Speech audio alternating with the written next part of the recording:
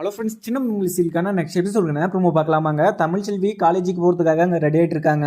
அங்கே சேது பார்த்துட்டு சண்டே கூட இன்னைக்கு இது காலேஜ் இருக்கா அப்படின்னு சொல்லிட்டு கேட்குறாங்க. உடனே என்றைக்கும் இல்லாமல் இன்னைக்கு என்ன புதுசாக கேட்குறாரு அப்படின்னு சொல்லிட்டு தமிழ்ச்செல்வியுமே இன்னைக்கு ஸ்பெஷல் கிளாஸ் இருக்குது அப்படின்னு சொல்லிட்டு தமிழ்ச்செல்வியுமே சொல்லிட்டுறாங்க. அதுக்கப்புறம் சேதுவுமே அங்கே சைலண்டாகவும் கிளம்பிடுறாங்க. என்ன புதுசாக வந்து கேட்டுக்கிட்டு இருக்காரு இவர், இன்னைக்கு காலேஜ் இருக்கா அப்படின்னு சொல்லிட்டு என்னதான் ஆச்சோ தெரியலையே இவருக்கு அப்படின்னு சொல்லிட்டு தமிழ்ச்செல்வியுமே மனசுக்குள்ளேயே யோசிச்சுக்கிட்டு இருக்காங்க. அப்போத்தாவுமே இந்த ஃபங்க்ஷன் நல்லபடியாக முடிஞ்சிச்சு. இங்கே தமிழ்ச்செல்வியுமே இந்த வீட்டில் வந்த மாதிரி சேதும் தமிழ்ச்செல்வியும் 2 பேரும் சேர்ந்து சந்தோஷமாக இருக்கணும் அப்படின்னு சொல்லிட்டு மனசுக்குள்ளேயே நினச்சிக்கிட்டு இருக்காங்க. வயிற்றில் வளர ரத்த குழந்தைய வச்சு நம்ம சேதையும் தமிழ்ச்செல்வியும் 2 பேரையும் சேர்த்து வச்சிடணும். இந்த விஷயத்த நான் சேதுக்கிட்ட சொன்னேன்னா இப்போயே பார்த்தீங்கன்னா தமிழ்ச்செல்விக்கிட்ட பேசுவான். ஆனால் இந்த விஷயம் அவன் குழந்தை பிறக்கிற போது சொன்னால் முழு மனசோட ஏற்றுப்பான்னு சொல்லிட்டு தான் நான் இந்த காரணத்தை வச்சு அவங்கள 2 பேரையும் சேர்த்துடலாம் அப்படின்னு சொல்லிட்டு மனசுக்குள்ளேயே வச்சுக்கிட்டு இருக்கேன். இந்த விஷயத்த யார்கிட்டையும் சொல்லலான்னு பார்த்தா கூட இந்த விஷயத்த யார்கிட்டையும் ஷேர் பண்ணிக்கூடாது. ஏன்னா இந்த விஷயத்த இப்போ சொன்னோன்னா எல்லாருமே பார்த்தீங்கன்னா தமிழ்ச்செல்வி மேலே ரொம்பவே பார்த்தீங்கன்னா கோவப்படுவாங்க. நம்ம அது பிறக்கிற போது எல்லாருக்கிட்டையுமே சொல்லி ஒரு சர்ப்ரைஸாக கொடுத்துடலாம் அப்படின்னு சொல்லிட்டு அப்போதாவுமே மனசுக்குள்ளே நினச்சிக்கிட்டு இருக்காங்க. ராஜாங்கமே கொஞ்சம் ஒர்க் இருக்குது அப்படின்னு சொல்லிட்டு சன்னியாசி கூப்பிட்டு, சன்னியாசி இங்கே இருக்கிற ஒர்க்கெல்லாம் கொஞ்சம் பார்த்துக்கோ, எனக்கு கொஞ்சம் வெளியில் வேலை இருக்குது, நான் அதை முடிச்சுட்டு வந்துடுறேன் அப்படின்னு சொல்லிட்டு ராஜாங்கமும் கிளம்பிடுறாங்க. உடனே எங்கள் மோகனாவுமே எங்கே காஃபி குடிச்சிட்டு போங்க அப்படின்னு சொல்லிட்டு எனக்கு ரொம்ப அர்ஜென்ட்டு, நான் போயிட்டு வரேன், அதுக்கப்புறம் பார்த்துக்கலாம் அப்படின்னு சொல்லிட்டு ராஜாங்கம் கிளம்பிடுறாங்க. சேதுவுமே அங்கே அப்பத்தா கிட்ட அப்போதான் நான் கடைக்கு போகிறேன், உனக்கு எதனா வேணுமா சொல்லு, நான் வாங்கிட்டு வந்துடுறேன் அப்படின்னு சொல்லிட்டு சேதுவுமே பார்த்தீங்கன்னா கேட்குறாரு. சேது கேட்டதுமே அப்பத்தா எனக்கு எதுவுமே வேணாம், ஏன்னா திடீர்னு வந்து என்கிட்ட கேட்டுட்டு இருக்கா இது மாதிரி எல்லாம் அப்படின்னு சொல்லிட்டு இங்கே அப்பத்தாவுமே கேட்குறாங்க. உடனே சேதுவுமே இல்லை நான் கடைக்கு போகிறேன், எதனா உங்களுக்கு தேவைப்பட்டுச்சுன்னா வாங்கிட்டு வரலாம் அப்படின்னு சொல்லிட்டு தான் கேட்டேன், வேற ஒன்றும் இல்லை அப்படின்னு சொல்லிட்டு சேதுவுமே கிளம்பிடுறாரு. அப்பத்தாவுமே சேது எனக்கு சாப்பிட்றதுக்கு எதுனா ஸ்நாக்ஸ் மட்டும் வாங்கிட்டு வரையா அப்படின்னு சொல்லிட்டு அப்பத்தா சொல்கிறாங்க. சரி அப்பத்தா நான் வாங்கிட்டு வரேன், நீங்கள் இங்கே வெயிட் பண்ணுங்க, நான் ஒரு 5 நிமிஷத்துல வந்துடுறேன் அப்படின்னு சொல்லிட்டு சேதுவுமே பார்த்தீங்கன்னா கிளம்பிடுறாரு. சேது பார்த்தீங்கன்னா தமிழ்ச்செல்வி நம்ம குடும்பத்துக்காக எவ்வளவோ பார்த்தீங்கன்னா கஷ்டப்பட்டுட்டு இருக்கா, நம்ம தமிழ்ச்செல்வியை ஏன் மன்னிச்சு ஏற்றுக்க கூடாது அப்படின்னு சொல்லிட்டு ஒரு சைடு யோசிச்சாலுமே ஒரு சைடு இந்த சைடு நம்ம தமிழ்ச்செல்வி அவ என்கிட்ட பொய் சொன்னதை நான் என்னால் மறக்கவே முடியாது. அவ எந்த விஷயத்தினாலையும் பொய் சொல்லியிருக்கலாம், ஆனால் அவள் வயிற்றுல வர குழந்தைய வயிற்றுல ப்ரெக்னெண்ட்டாக இருக்கேன் அப்படின்னு சொல்லிட்டு என்கிட்ட பொய் சொல்லிட்டா, அது மட்டும் அவளை நான் மன்னிக்கவே மாட்டேன் அப்படின்னு சொல்லிட்டு சேதுமே மனசுக்குள்ளே நினச்சிக்கிட்டு போறாரு. எப்படியோ தமிழ்ச்செல்வி கூட சேதுமே பார்த்தீங்கன்னா சேர்ந்து சந்தோஷமாக வாழ்வார். அது அப்பத்தாவால் இது நிறைவேற போகுதுன்னு இதுக்கு மேலே வர்றது அப்பத்தாவால் தான் நிறைவேறும். ஏன்னா அப்பத்தா பார்த்தீங்கன்னா மனசுக்குள்ளேயே நினச்சிக்கிட்டு இருக்காங்க, இந்த ரெட்டை குழந்தைய வச்சே நம்ம சேதையும் தமிழ்ச்செல்வியும் சேர்த்து வச்சிடணும் அப்படின்னு சொல்லிட்டு அங்கே அப்பத்தா நினைக்கிறது தான் நிறைவேறும் அப்படின்னு சொல்லிட்டு அப்பத்தாவுமே பார்த்தீங்கன்னா கடவுள்கிட்ட எல்லா கடவுள்கிட்டையுமே பார்த்தீங்கன்னா வேண்டிக்கிட்டு இருக்காங்க. அதுக்கப்புறம் அங்கே சேதுக்குமே இது மாதிரி நினைப்பெல்லாம் வருது. அப்பயுமே பார்த்தீங்கன்னா சேதுக்கு தமிழ்ச்செல்வி மேலே பாசம் இருந்தாலையுமே மனசுக்குள்ளேயே வச்சுக்கிட்டு யாருக்கும் இது சொல்லாமலும் அங்கே சைலண்ட் ஆகிடுறாரு. இங்கே தனமே வெயிட் பண்ணிக்கிட்டு அக்கா இன்னைக்கு ஸ்பெஷல் கிளாஸ்க்காக இங்கே காலேஜுக்கு போயிட்டு இருக்காங்க, அக்காக்காக நம்ம இன்னைக்கு சமைச்சு வச்சிடலாம், அக்கா நம்ம சமைச்சு வச்சா இன்னைக்கு சர்ப்ரைஸ் ஆகுவாங்க அப்படின்னு சொல்லிட்டு தனமும் பார்த்தீங்கன்னா சமைச்சிக்கிட்டு இருக்காங்க. தனத்துக்கு சமைக்கவும் தெரியாது, ஆனால் கொஞ்சம் வீடியோ பார்த்து சமைச்சிக்கிட்டு இருக்காங்க. இங்கே அப்பத்தாவுமே பார்த்தீங்கன்னா அங்கே வெளில வராங்க, என்ன சமையல் வாசனை வருது அப்படின்னு சொல்லிட்டு உள்ளே போகிறாங்க.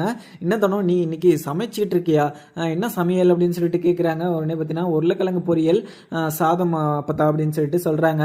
இன்னைக்கு எனக்கு சாப்பாடு போடுறியா அப்படின்னு சொல்லிட்டு கேட்குறாங்க. உடனே என்ன பார்த்தா நீ இப்படி கேட்குறீங்க, நீங்கள் சாப்பிடுவீங்க, உட்காருங்க, நான் செஞ்சு எடுத்துகிட்டு வரேன் அப்படின்னு சொல்லிட்டு அப்போ தான் உட்கார வச்சுக்கிட்டு அங்கே தனமும் பார்த்தீங்கன்னா செஞ்சுக்கிட்டு இருக்காங்க.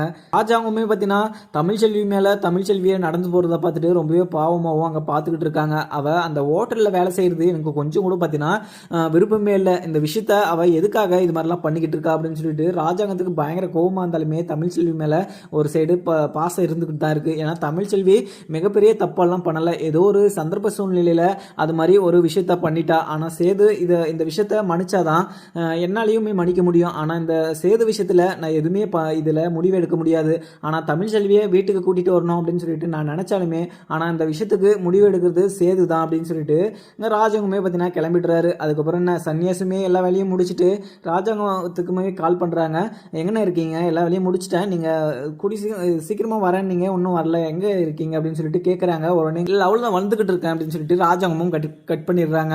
இங்கன்னா ஈஸ்வரியும் சித்ராவும் ஒரு சைட் பிளான் போட்டுட்டு இருக்காங்க. இங்கே சேதும் தமிழ்ச்செல்வியும் 2 பேரும் ஒன்று சேர்ந்துருவாங்க போல. அங்கே தமிழ்ச்செல்வி இந்த வீட்டுக்கு வந்துட்டானா போஸ் இந்த வீட்டில் இருக்கவே முடியாது, அவளை எப்படியாவது இந்த வீட்லேயே சேர்க்கக்கூடாது அப்படின்னு சொல்லிட்டு ஒரு வழியாக பிளான் போட்டுட்டு இருக்காங்க. சாபத்திரியும் தாமரையும் என்னென்னா போஸுக்கு அவளை கல்யாணம் ஆயிடுச்சுன்னா அவங்க ரொம்ப வசதி ஆகிடுவாங்க, நிறைய பணக்கார ஆகிடுவாங்க. இப்பயே இவ்வளோ திமிர ஆடிட்டு இருக்காங்க. இன்னும் அந்த தலைவரோட பொண்ணு கூட கல்யாணம் ஆயிடுச்சுன்னா இவங்களை அடக்கவே முடியாது அப்படின்னு சொல்லிட்டு சாபத்திரியும் தாமரை கிட்ட சொல்லிக்கிட்டு இருக்கவும், தாமரை ஆமாம்மா இந்த கல்யாணத்தை நம்ம எப்படியாவது நிறுத்தியே ஆகணும், ஏன்னா அவங்க கல்யாணத்தை நிறுத்துறதுக்கு எதனா ஒரு குழு கிடைக்கும், நம்ம வெயிட் பண்ணி இந்த கல்யாணத்தை நிறுத்திடணும். ஏன்னா அவங்க இந்த கல்யாணத்தை பண்ணாங்கன்னா நம்மளை இந்த வீட்டை விட்டே துரத்திடுவாங்க. ஏன்னா அந்த தலைவர் நிறைய சொத்து நிறைய நிலம் எல்லாமே வச்சுக்கிட்டு இருக்காரு. அந்த பொண்ணை கல்யாணம் பண்ணாங்கன்னா எல்லா சொத்தும் நிலமும் பார்த்தீங்கன்னா இவங்களுக்கு தான் வந்து சேரும் அப்படின்னு சொல்லிட்டு இங்கே சாபத்தையுமே பார்த்தீங்கன்னா தாமரை கிட்ட சொல்லுவோம். ஆமாம்மா இந்த விஷயத்த நம்ம நடத்தவே விடக்கூடாது அப்படின்னு சொல்லிட்டு யோசிச்சுக்கிட்டு இருக்காங்க. இதை பார்த்து அப்பத்தாவுமே என்ன சாபத்திரி என்ன பேசிக்கிட்டு இருக்கீங்களே, வந்து இருக்கிற வேலையை பாருங்க, சும்மா இவங்களுக்கெல்லாம் பேசிக்கிட்டு இருக்க வேலை தான் அப்படின்னு சொல்லிட்டு அப்பத்தாவுமே பார்த்தீங்கன்னா சொல்கிறாங்க. அம்மா நீ சும்மா இருமா, நாங்கள் சும்மா நின்றுட்டு தான் உங்களுக்கு பொறுக்கவே பொறுக்காதே அப்படின்னு சொல்லிட்டு சாபத்திரியுமே பார்த்தீங்கன்னா உள்ளே போயிடுறாங்க. ராஜாங்கமே வீட்டுக்கு வந்துட்டு சன்னியாசி அந்த கணக்கு எடுத்துட்டு வா, அந்த கணக்கு நோட்டு அப்படின்னு சொல்லிட்டு சொல்லவும் சன்னியாசியுமே எடுத்துட்டு வந்து கொடுக்குறாங்க. ஆனால் இன்னைக்கு இந்த மாதம் இவ்வளோ செலவாயிருக்குண்ணா, இதெல்லாம் பார்த்தீங்கன்னா ஊருக்காக வாங்கி போட்ட செலவுனா அப்படின்னு சொல்லிட்டு சன்னியாசியுமே கணக்கு சொல்லிக்கிட்டு இருக்காங்க. நம்ம ஒரு ஊருக்கு பைப் லைன் போட்டுச்சு இல்லை, அதோட கணக்கு நீ எழுதுனியா அப்படின்னு சொல்லிட்டு, ஆனால் அது மறந்துட்டேன் நான் இப்போ எழுதிடுறேன் அப்படின்னு சொல்லிட்டு சன்னியாசி, என்ன சன்னியாசி இதெல்லாம் மறக்கவியா, இதெல்லாம் எழுதி வச்சாதான் நம்மளுக்கு கணக்கு தெரியும் அப்படின்னு சொல்லிட்டு சன்னியாசியை திட்டிக்கிட்டு இருக்காங்க. மோகனாமே காஃபி எடுத்துட்டு வந்து கொடுத்து, எங்க ரொம்பவே கோவப்படாதீங்க, இது எழுத வேண்டியது தானே, எழுதிக்கலாம் விடுங்க அப்படின்னு சொல்லிட்டு அங்கே சமாதானப்படுத்துறாங்க. அதுக்கப்புறம் என்ன தமிழ்ச்செல்வியுமே பார்த்தீங்கன்னா காலேஜ் முடிச்சுட்டு வீட்டுக்குமே வந்துடுறாங்க. உடனே அப்பத்தாவை கூப்பிட்டு, என்ன தமிழ்ச்செல்வி இன்னைக்கு கூட காலேஜ் இருக்கா அப்படின்னு சொல்லிட்டு கேட்குறாங்க. இல்லை அப்பத்தா இன்னைக்கு கொஞ்சம் ஸ்பெஷல் கிளாஸ் இருந்துச்சு, அதை முடிச்சுட்டு நான் வரத்துக்கு கொஞ்சம் லேட் ஆகிடுச்சு அப்படின்னு சொல்லி சொல்லுவோம். உடனே பார்த்தீங்கன்னா கொஞ்சம் தண்ணி மொண்டா தமிழ்ச்செல்வி அப்படின்னு சொல்லிட்டு அப்பத்தா உள்ளே போக சொல்கிறாங்க. உடனே பார்த்தீங்கன்னா அப்பத்தா இங்கே எதுக்கு, நான் அங்கே போட்டுட்டு வரணும் அப்படின்னு சொல்லிட்டு சொல்கிறாங்க.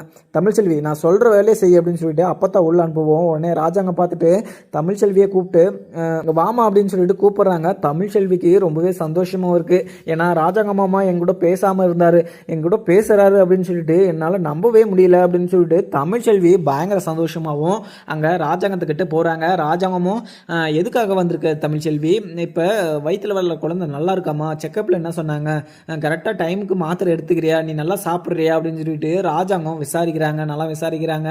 உடனே தமிழ்ச்செல்வியும் எல்லாமே நல்லா தான் இருக்குமாம்மா, இப்போ எந்த ஒரு குறையும் இல்லை அப்படின்னு சொல்லிட்டு தமிழ்ச்செல்வியுமே சொல்லிடுறாங்க.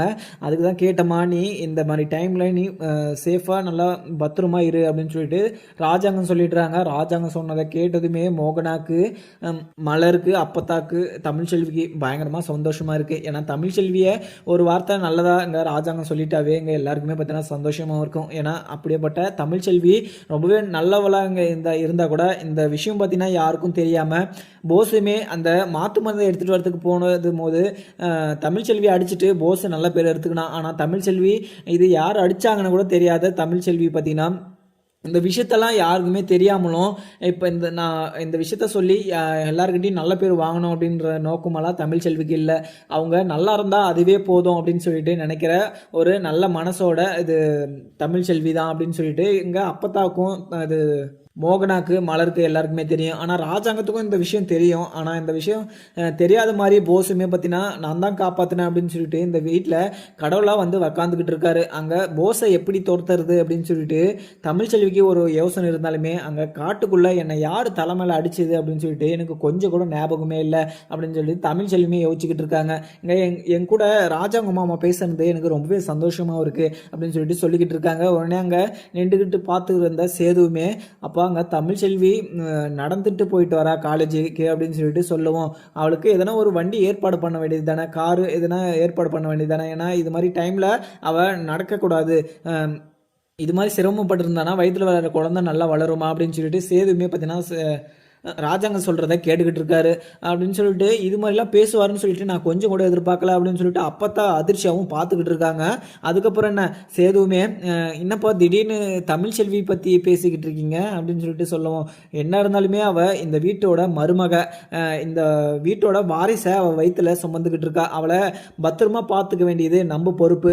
நீ கோர்ட்டில் கேஸ் போட்டிருக்க, அது இல்லைன்னெல்லாம் சொல்லலை, ஆனால் அது வெறியுமே பார்த்தீங்கன்னா உன் பொண்டாட்டி தான் அவள் அப்படின்னு சொல்லிட்டு இங்கே ராஜாங்கமும் பார்த்தீங்கன்னா தமிழ்ச்செல்வியை நீ அவள் இங்கே இருக்கிற வரையும் அவள் வயிற்றில் வளர்கிற குழந்தைக்கும் அவளுக்கும் எந்த பிரச்சனையும் வரக்கூடாது அப்படின்னு சொல்லிட்டு ராஜாங்கம் பார்த்தீங்கன்னா ஸ்ட்ரிக்டாக சொல்லிடுறாரு சேதுக்கிட்ட. சேதுவுமே பார்த்தீங்கன்னா சரிப்பா நீங்கள் சொன்னால் நான் அதை செய்யாமலாம் இருக்க மாட்டேன், சரிப்பா அப்படின்னு சொல்லிட்டு அவருமே பார்த்தீங்கன்னா சைலண்டாக போயிடுறாங்க. உடனே மலரை கூப்பிட்டு பாத்தியா ராஜாங்கம் இங்கே தமிழ்ச்செல்வியை பற்றி ரொம்பவே நல்லா பார்த்துக்கோ அப்படின்னு சொல்லிக்கிட்டு கேட்குறதும் எனக்கு ரொம்பவே சந்தோஷமாக இருக்குது. எனக்கு இது மாதிரி சந்தோஷம் எப்போவுமே வந்ததில்லை, ஆனால் ராஜாங்கம் இவ்வளோ சீக்கிரம் மனசு மாறுவான் அப்படின்னு சொல்லிட்டு எனக்கு கொஞ்சம் கூட தெரியல அப்படின்னு சொல்லிட்டு அப்பத்தான் பார்த்தீங்கன்னா ரொம்பவே சந்தோஷத்தில் அங்கே மலர்கிட்ட பேசிக்கிட்டு இருக்காங்க. இதை கேட்ட ஈஸ்வரி, சாபுத்ரி, தாமரை எல்லாருமே பார்த்தீங்கன்னா ரொம்பவே அதிர்ச்சியாகவும் ரொம்பவே கோபமாகவும் இருக்குது. ஏன்னா தமிழ்ச்செல்வியை இவ்வளோ விசாரிக்கிறாங்க அப்படின்னு சொல்லிட்டு அண்ணா என்னென்ன இது மாதிரிலாம் தமிழ்ச்செல்வியை பொங்கல் அவள் ஒரு ஆளுன்னு சொல்லிட்டு நீங்கள் அவளெல்லாம் பத்திரமா பார்த்துக்க சொல்லிக்கிட்டு இருக்கீங்களே, அவள் உங்களுக்காக எவ்வளவோ பார்த்துனுங்க அந்த பயங்கரமான காட்டுக்குள்ளே கூட்டிகிட்டு போய் உங்களை கடி வாங்கி சாவர நிலைவில் ஆக்கினவளை நீங்கள் பத்திரமா பார்த்துக்கணும் சேதுக்கிட்ட வேறு சொல்லிக்கிட்டு இருக்கீங்க, உங்களுக்கு கொஞ்சம் கூட இதனா இருக்கானே அப்படின்னு சொல்லிட்டு கேட்டுக்கிட்டு இருக்காங்க.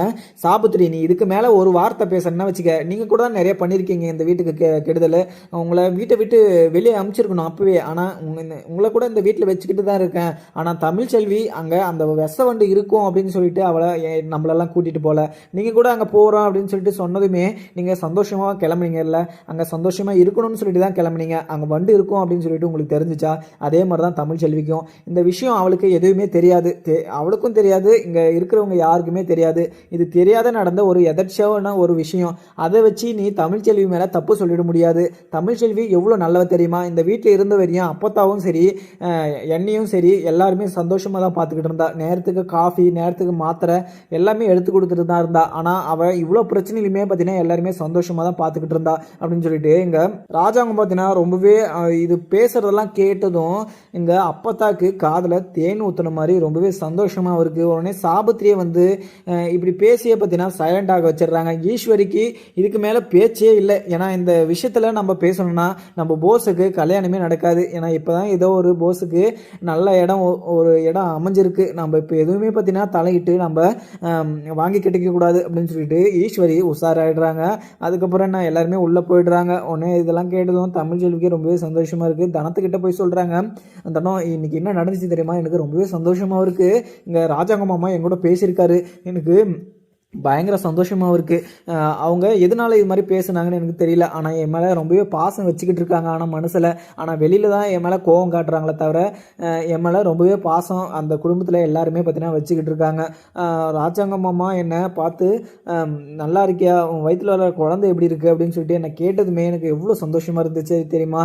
அதே மாதிரி சேதுவுமே என் பர்த்டேக்கு அனாத ஆசிரமத்துக்கு சாப்பாடு போட்டது இல்லாமல் எனக்கு மிகப்பெரிய சர்ப்ரைஸ் கொடுத்தாங்க, ஆனால் இப்போ அதோட சர்ப்ரைஸ் எனக்கு ராஜாங்க மாமா எனக்கு கொடுத்துட்டாரு, எனக்கு ரொம்பவே சந்தோஷமா இருக்கு, இன்னைக்கு ஸ்வீட் பண்ணலாமா அப்படின்னு சொல்லிட்டு தமிழ்ச்செல்வியே சொல்லிக்கிட்டு இருக்காங்க. அதுக்கப்புறம் அப்பத்தாவுமே என்ன தமிழ்ச்செல்வி ஸ்வீட் தான் பண்ணுவியா, நீ எல்லாமே பலகாரம் இன்னைக்கு பண்ணி எனக்கு போட்டு தான் ஆகணும், ஏன்னா அவ்வளோ சந்தோஷமாகவும் நானும் இருக்கேன் அப்படின்னு சொல்லிட்டு எங்கள் அப்பத்தாவுமே கேட்குறாங்க.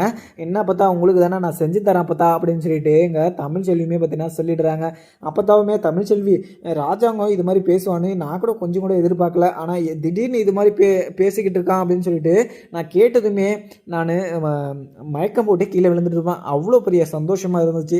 நீ இதே மாதிரி பார்த்தீங்கன்னா ராஜாங்கத்துக்கிட்ட நல்ல பேர் எடுத்துக்கிட்டே இரு, அதே மாதிரி நீ ராஜாங்கத்துக்கு எந்த ஒரு தப்பும் பண்ணலை அப்படின்னு சொல்லிட்டு எங்கள் ராஜாங்கத்துக்கே தெரியும். அதே மாதிரி சேதுக்கிட்டையுமே பார்த்தீங்கன்னா சந்தர்ப்ப சூழ்நிலையில் தான் நீ அது மாதிரி ஒரு பொய்யை சொல்லிட்ட அப்படின்னு சொல்லிட்டு ராஜாங்கத்துக்கும் தெரியும். ஆனால் நீ நல்லா இருக்கணும் அப்படின்னு சொல்லிட்டு ராஜாங்கம் மனசுக்குள்ளேயே பார்த்தீங்கன்னா வச்சுக்கிட்டு இருக்கான். ஆனால் இந்த விஷயத்த யாருக்கும் சொல்லாமலும் இப்போ ஏதோ வெளிப்படையாக சொல்லிக்கிட்டு இருக்கான். ஆனால் இது என்னால் நம்பவே முடியல அப்படின்னு சொல்லிட்டு அப்பத்தாவுமே பார்த்தீங்கன்னா சொல்லிக்கிட்டு இருக்காங்க. உடனே எங்கள் சேதுமே வந்து என்ன பார்த்தா ரொம்பவே ஜாலியாக இருக்க போல், நீ இது எதுவுமே பேசாமலே இந்த விஷயமெல்லாம் நடக்குது அப்படின்னு சொல்லிட்டு ரொம்பவே சந்தோஷமாக இருக்கியா அப்படின்னு சொல்லிட்டு எங்கள் சேது கேட்குறாரு. உடனே அப்பத்தாவுமே என்னடா சொல்லிக்கிட்டு இருக்க, நீ தமிழ்ச்செல்வி கூட சேர்ந்து வாங்கினா எனக்கு சந்தோஷமாக தான் இருக்கும் அப்படின்னு சொல்லிட்டு எங்கள் அப்பத்தாவுமே சொல்லுவோம். தமிழ்ச்செல்வி அங்கே சேதுவை பார்த்துக்கிட்டே இருக்காங்க.